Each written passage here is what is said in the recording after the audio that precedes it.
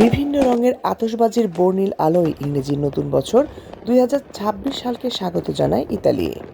রোমসহ বিভিন্ন শহরের প্রাণকেন্দ্রগুলোতে নাগরিকরা উপস্থিত হয়ে উদযাপন করে এই মুহূর্ত। এই উদযাপনে অংশগ্রহণ করে প্রবাসী বাংলাদেশিরাও। তবে বিএনপির চেয়ারপারসন বেগম খালেদা জিয়ার মৃত্যুর কারণে অনেকেই এই আনন্দ থেকে ছিলেন বিমুখ। তবে দেশের সমৃদ্ধি ও কল্যাণ চেয়েছেন প্রবাসীরা।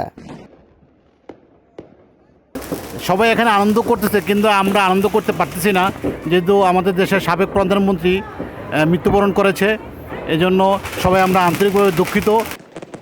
প্রবাসীরা বলেছেন, নতুন বছরের শুরুতে জাতীয় নির্বাচন থেকেই শুরু হোক গণতন্ত্রের চর্চা, আসুক সুশাসন, সেই সঙ্গে যুবকদের নিয়ে আগামীর নতুন বাংলাদেশ গড়ে তোলার আহ্বান।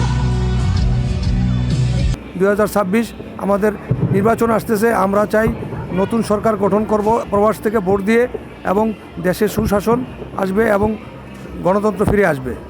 এই আগামীর রাজনীতিবিদ এবং আগামীর রাষ্ট্রনায়কদেরকে আমরা একটা বার্তাই দিব, সেটা হচ্ছে আমরা আগামীর প্রজন্মের জন্য সুস্থ সুন্দর একটা বাংলাদেশ যাতে আমরা পাই। চৌধুরী, ৭১।